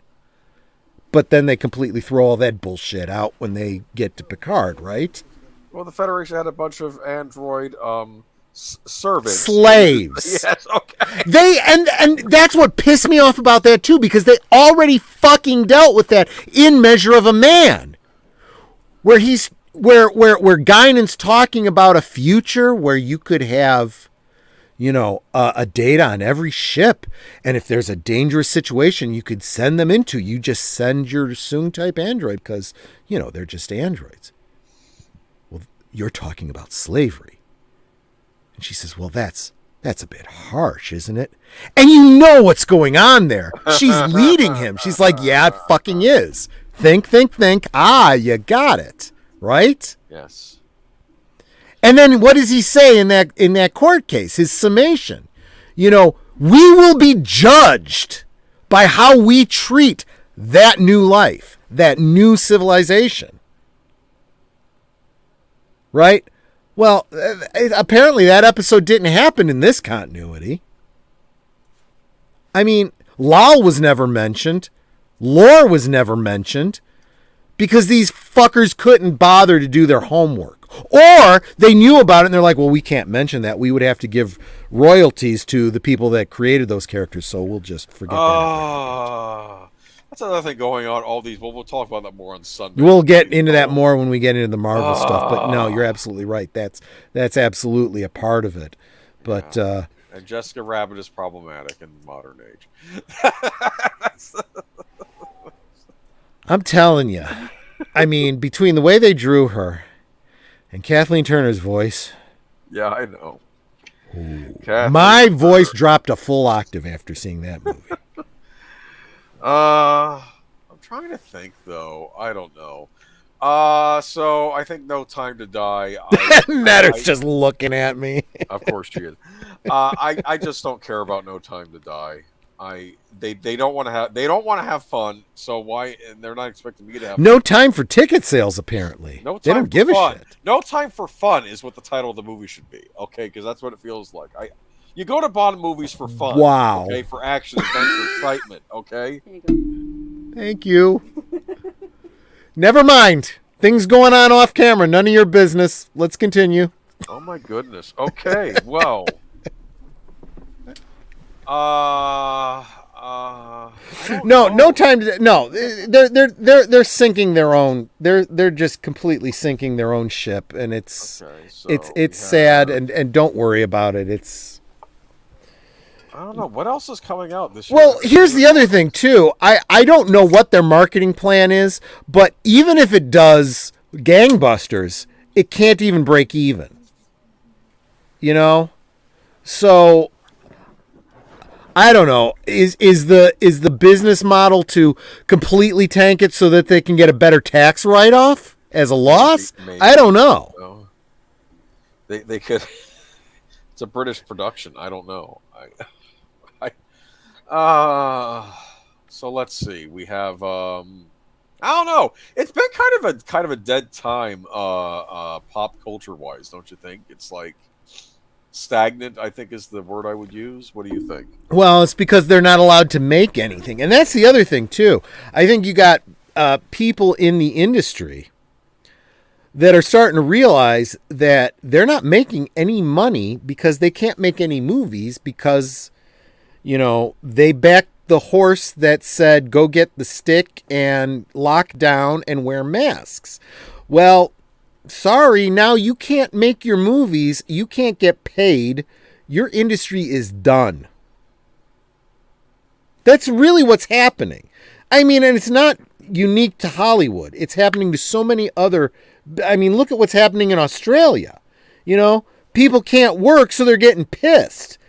And then you got the government coming out and saying you're all ists and phobes, and you know you're anti-vaxxers and alt-right Yahtzees, and they're like, we're people who can't work and can't eat. The Well, people that are supposed to represent us aren't representing us. how are your grocery stores looking these days? About half empty, and I'm talking I- about the shelves, not the people shopping. I have to tell you something else. Well, this was a rumor. Maybe I shouldn't even announce it on air, but there might be another toilet paper situation going on. It could just be a rumor, though. Okay, so I don't know. Look, it's not just toilet paper though. It's food, it's construction materials. It's literally fucking everything. Yeah, they can't build houses. That was another thing going on, right? The only thing is I mean, really, we're feeding into a socialist monopoly, right? I mean, Amazon is the only place you can get stuff from because you have it delivered directly to your house. They're the only ones that are allowed to work. Everyone else is locked down. So much for equal representation under the law. Well, we got elections coming up next year. For what that's worth. Yeah, well, we'll have to wait and see, won't we? You know, But- it's like that button that does nothing, you know? It just does nothing. You go and you vote. Your vote doesn't count. They've already decided who's taking over. We saw it in 2020. If it wasn't true before then, it's absolutely true now. Same thing happened in New York, in California. Okay? They had a recall. Everybody goes to vote. Everybody who comes in and says that they're a Republican, they're told, you already voted.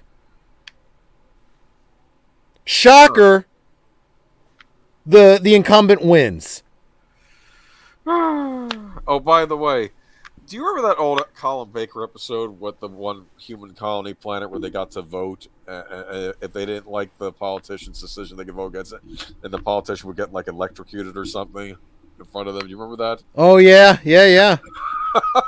Actually, what's even better was there was a Matt Smith story where a future London was built on the back of a space whale.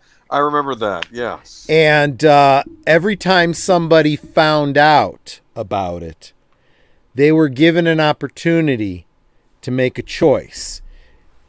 Have your memory erased so you forget about it, or press this button and release the whale and pretty much doom London. And everybody always voted to forget, to forget, to forget. That was good writing. And that was very poignant. You know, that's what I see people doing now. I'm going to give away my rights. I'm going to believe whatever I'm told. I'm not going to think critically. I'm going to do whatever I have to do because, you know, I want to believe that I'm safe. And I'm going to be taken care of. And that way leads to Marxism, and that way leads to death. Well, I will say another thing that will happen is maybe things. I have a feeling things are not going to be so good coming up soon. I don't know. They're not good now, but you're right. They're not going to get better. I think they're going to get worse, but we'll see. Maybe I'm wrong. I don't know. But we got Kirby coming out in the spring, right? We have what? Oh yeah, Kirby. Kirby and the Forgotten World. Kirby. Yeah. Kirby, the hero for our age. Okay, the pink marshmallow thing. I don't know. I don't know. What am I thinking of? I'm trying to think. I don't know. You had me thinking Jack Kirby and his, what was it, First World? No, but Kirby was named after somebody. I don't think it was Jack Kirby, but it might have been someone who worked for Nintendo. I don't know if it was their I know sometimes they name characters after different people. Like one guy was named after an attorney that worked for them. And I don't know. You know, in fact, I believe that the character of Mario was inspired by the guy they were renting a building from. Okay, you know, back in the day. But I don't know.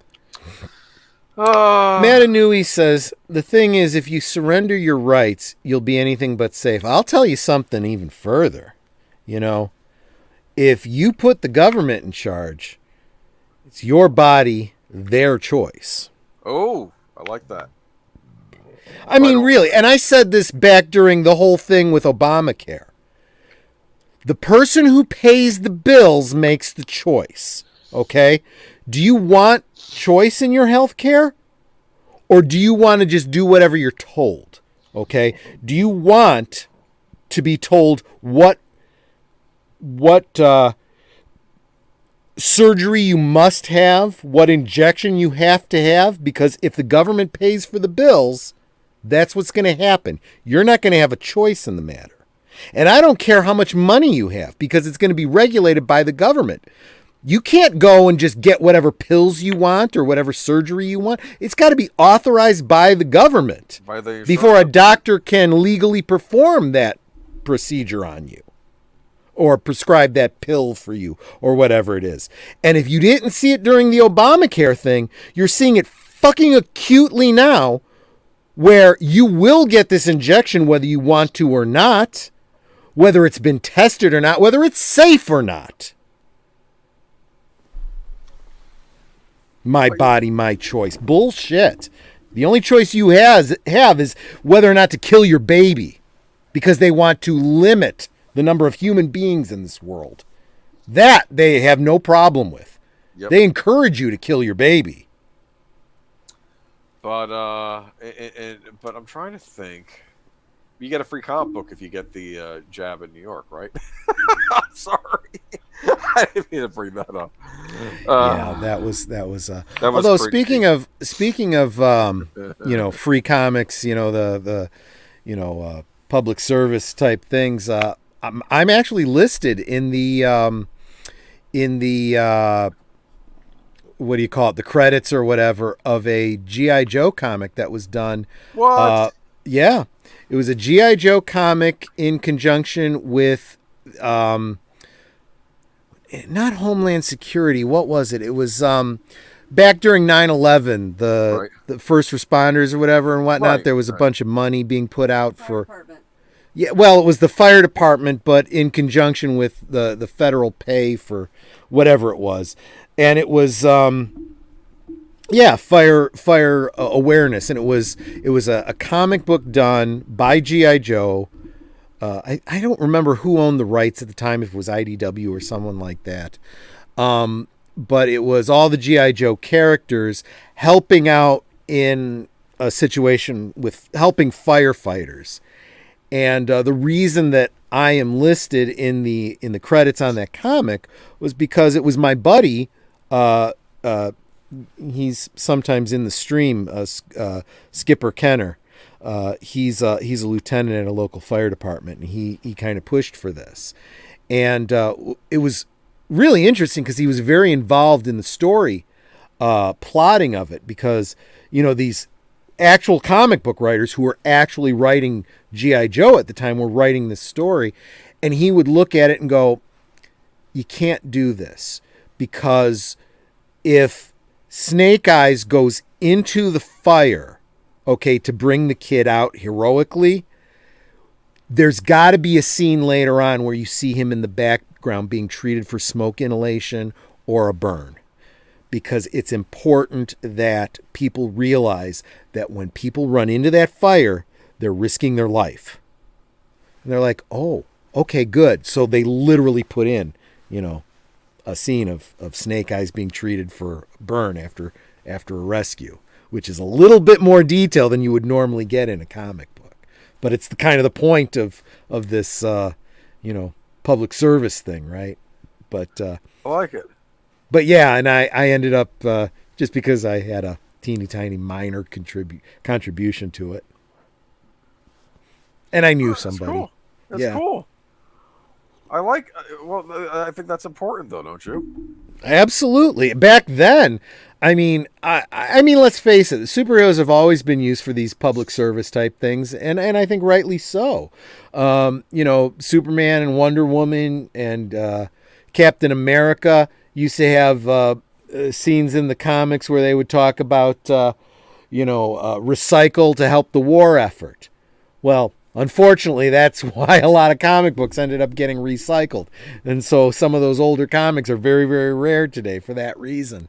But do your part for the war effort and stuff like that. And then later on, they did the say no to drugs types of things and stuff. And come on, I'm sorry. Whatever you think about drugs, it's never a bad thing to, not give in to peer pressure and try to not go down a bad road or whatever. Well, do you remember the story about Stan Lee writing they went up to him and they said, could you put like an anti-drug thing on one of the Spider-Man comics? And Stan Lee said, well, I know better than to go preach at my audience, right?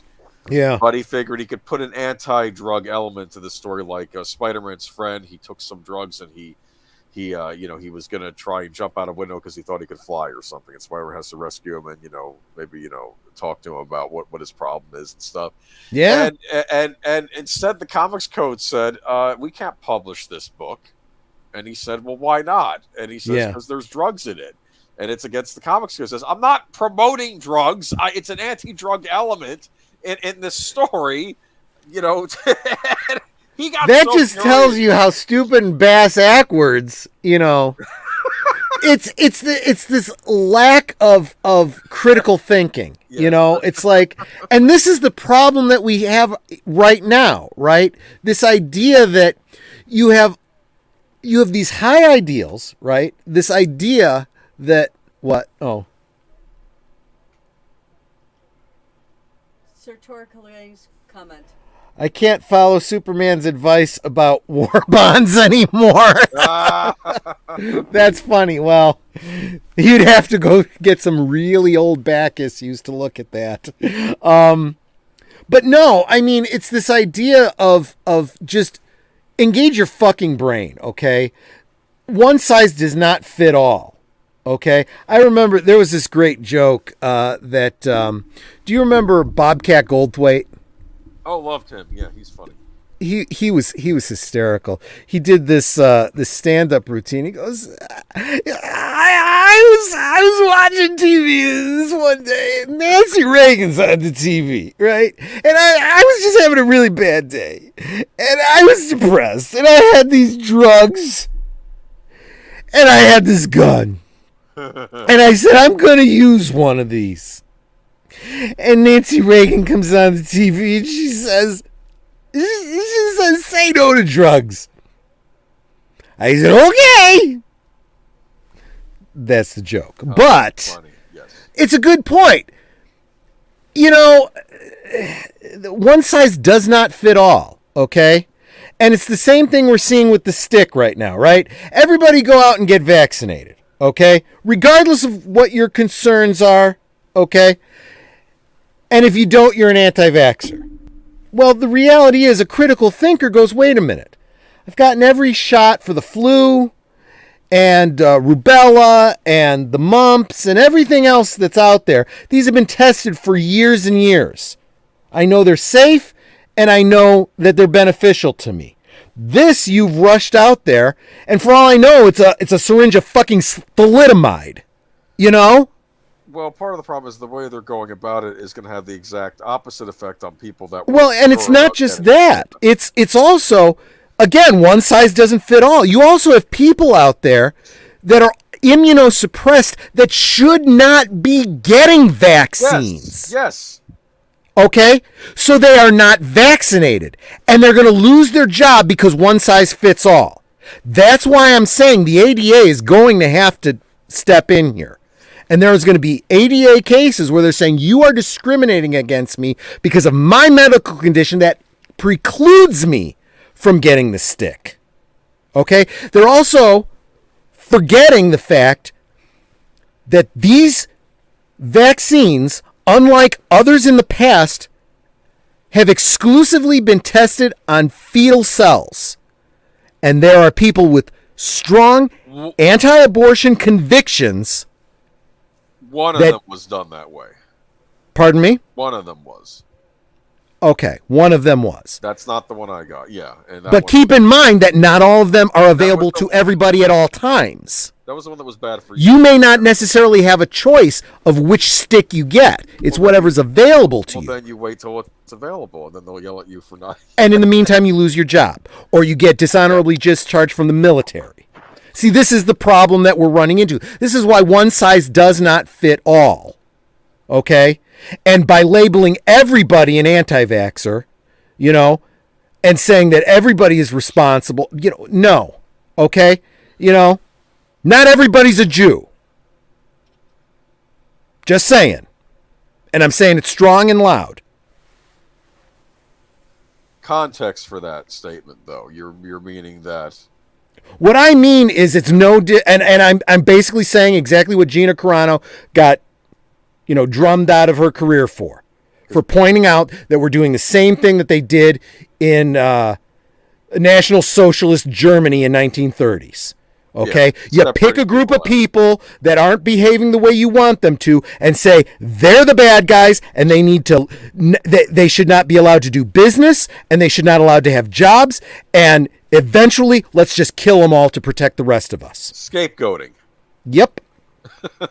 The reason why this stuff is going on is because people aren't getting vaccinated, as opposed to maybe the fact that we don't have a lot of security across. And if anybody has any critical thinking skills, they understand why the fuck do you care if someone else gets vaccinated or not?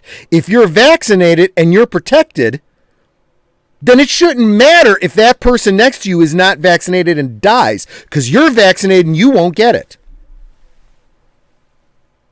Yep. Unless it doesn't work. In which case, why the fuck is anyone getting it? Should be an interesting... Catman, Dee Dee Meyer just joined us at just the right time when I'm talking about National Socialist Germany in the 1930s and vaccinations. Perfect timing there, Catman. We've had all kinds of discussion tonight, so it could go anywhere from here. Who knows? Anyway, I'm trying. We're not going to be staying on this topic anyway because it's just too damn depressing. Bus is getting late, dude. It's almost midnight. It is. Oh my gosh, we are coming up on the 11 o'clock hour. 2 hours. That needs to be my limit. Because I'm a poor man and I can't afford to pay premium prices for StreamYards, and I can only stream for so many hours a month. So unless you guys want to start giving me some contributions in the pinned link, I need to stay on the free plan. Yeah, but what was I going to say though? But next week maybe you'll think about it. Something to do with Universal Monsters, maybe, huh? So what is next week?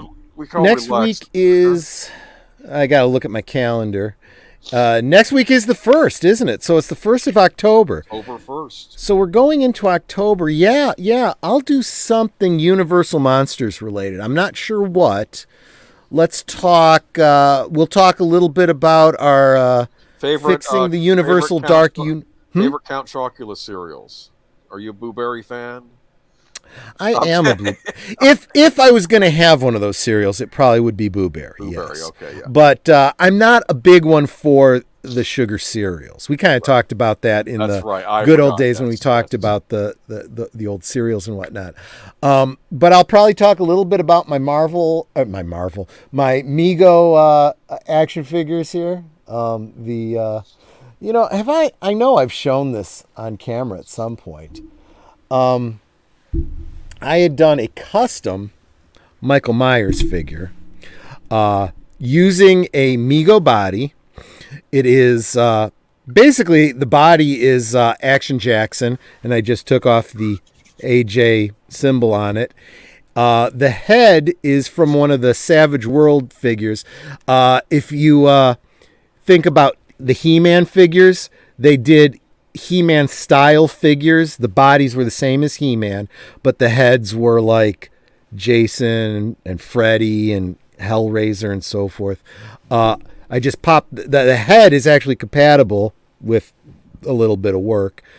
So the Michael Myers head with the body and a little knife that came from a Neko figure, and so I made a custom. Looks good.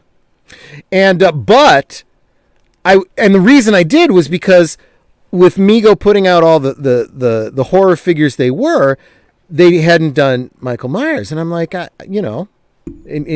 guess they weren't going to get the license. Turns out there was a reason they didn't get the license. It's because Neko had the license, and Neko had put out a Mego style figure with the cloth and everything. So Netter got as she does, because she's my enabler, she got me an aftermarket, secondhand figure that's not going to be coming out of the package. I've got my custom figure. I'll show that to you guys next week. But she also got me a Jason figure, because the license for Jason is even more complex. Mego couldn't get it. Neko had gotten it, and it was, I'm pretty sure Nanette spent over $100 for that figure, just because the price isn't going to come down on it. It's just going to get more rare. So she decided, let's just get it now. Plus, with all the overtime she's been working, she's got the money to do it. So okay, cool. Taking a little advantage. So yeah, so we'll talk a little bit about that. I'm actually planning to do a video to the one I just got you. Yeah. 95. 95. Is that with shipping though? No, shipping was like 12. Yeah. So I consider that over $100 with shipping, but yeah, $95. Actually, that's not too bad, because the figures retailed for $45. Those Neko figures are freaking expensive. Mego is only $20. Just saying. And I'd say the quality is pretty much the same. So cool. I don't know what to tell you about that. So I'm going to do a video about that. I'll probably release it next Friday, just before we go live, and then we'll talk some other Universal stuff, and we'll start getting into Halloween. Yeah. So that's my plan for the month, is, start getting into some scary shit. Yeah. Scary shit other than politics. Well, to maybe have us take a break from the scary shit in the real world. Exactly. My point. Exactly. That's exactly right. All right. Cool. All right. Catch you all later. Yeah. Go ahead, though. You're going to do the exit thing. Well, yeah, no, because what do you have going on this week? I also wanted, I wanted to plug the things going on, including your show on Sunday. But we'll get to that, because tomorrow night, Saturday night. Hey, Mark Stevenson. We're just wrapping up, but I did want to at least acknowledge you and say hi and thank you for. We're judged now. I'm not sure what you're referring to, but yeah, you're probably right. We probably are being judged. You know what? Like I said, we've been on for 2 hours. I'm going to be wrapping up here in just a minute. You can go back and hear everything else that we were talking about. Hopefully leave a comment below if anything stands out to you. You want to comment on it. But tomorrow night over on Big Al's channel, we will be doing a rewatch of Grease 2, which is kind of a two-parter because 2 weeks ago he did Grease, the first movie. And then Sunday morning over on Matthew Flynn's channel, I will be chatting with him about Ben 10. Sunday evening over on Age of Boomers channel, Geeky Geezers, where we will be talking more specifically about some of the things we talked about tonight, the specific news articles and some other geeky news of the week. Tuesday night, no. We don't have Mr. Matchstick. Are we doing something on Tuesday?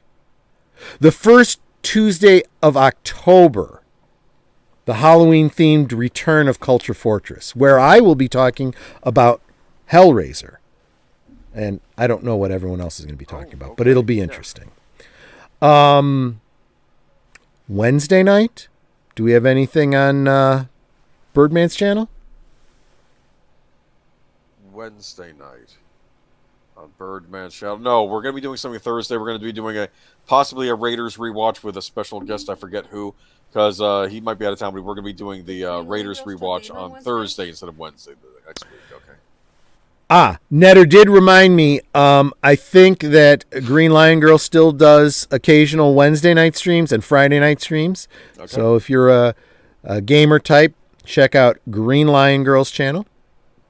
Thursday night, Soundtracks with Birdman. That brings us back to next Friday, where we'll be talking something Universal Monster related. Okay. Start getting into the Halloween spirit. Okay. Anything else going on, Age of Boomer, you wanted to bring up? No. I got to find out when that stream is on Tuesday, actually, because I think I'm supposed to be on it. But I get home. I'll have to talk to Mr. Matchstick. Well, Mr. Matchstick's right here. Are we doing anything this Tuesday, Mr. Matchstick, or is it the following Tuesday? Let us know. I will vamp for a few minutes so that you can answer us in the stream. Because obviously, but you know what? Regardless of what his answer is, go over to Mr. Matchstick's stream and hit subscribe and the notification bell, and then you will know when he goes live and we're over there chatting. If you want more of us.